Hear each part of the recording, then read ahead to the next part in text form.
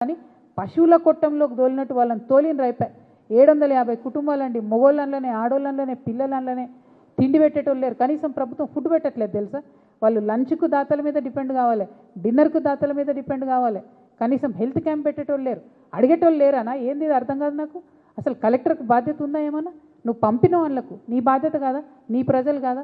ఏం చేస్తుంది ప్రభుత్వం? 3 మంత్రులను ఇచ్చిందండి ఖమ్మము, 3 మంత్రులు ఉన్నారు. 3కి 3 750 కుటుంబాలంటే అంత అల్కగా కనబడుతుందంటే అన్యాయం ఇది. అందరూ కూడా కూలీనాలు చేసుకునే ప్రజలే, అందరూ కూడా పేద ప్రజలే. వాళ్ళు ఒక్కొక్కరిని నా ఆడబిడ్డలు చెప్తుంటే అసలు కడుపు దేవినట్టయింది నిజంగా. ఎంతో కష్టపడి 3-4 ఏళ్ళు కట్టుకున్న ఇండ్లు 3 నిమిషాల్లో నేలమట్టం చేసిరండి. ఏం అధికారం ఉందండి? How dare you enter in to Bhoodan land? It is not government property. Now government today has become the encroacher in this state. It is unfortunate.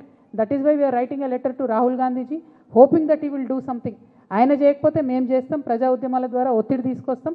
ఖచ్చితంగా మనం అవసరం అంటే పిల్లు కూడా వేస్తాం.